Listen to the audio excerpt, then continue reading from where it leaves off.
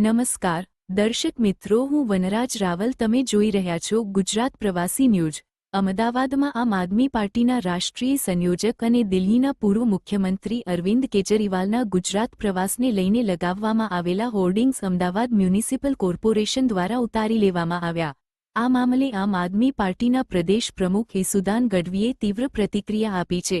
ઈસુદાન ગઢવીએ આરોપ લગાવ્યો કે ભારતીય જનતા પાર્ટીના ઇશારે લોકશાહી અવાજને દબાવવાનો પ્રયાસ થઈ રહ્યો છે.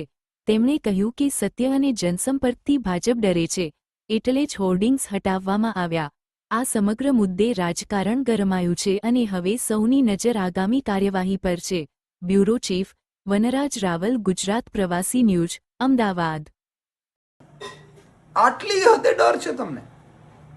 મને લાગે છે કે તમારા 30 વર્ષના કુશાસનનો પર્દાફાશ થઈ રહ્યો છે. તમને કોઈ લોકો પ્રેમ નથી કરી રહ્યા.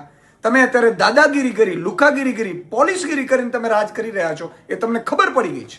અને એટલા માટે તમે હોર્ડિંગ શો હોય, આમ આદમી પાર્ટીની સભાઓને તમે મંજૂરીઓ ન આપો અથવા તો છેલ્લી ઘડીએ મંજૂરીઓ આપો તો છેલ્લી ઘડીએ ફેરફારો કરો.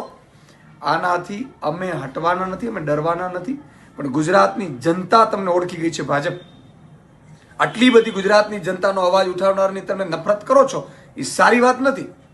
આજે આ લોકતંત્રમાં, લોકશાહીમાં આ સૌથી મોટી કમનસીબી કહેવાય કે જ્યાં જેનો હક અને અધિકાર છે જનતાને અવાજ ઉઠાવવાના, હોર્ડિંગ શો લગાડવાના, કાર્યક્રમો કરવાના, ધરણા સભા કરવાના, એને ગુજરાતમાં તમે આખું બેન કરી દીધું છે.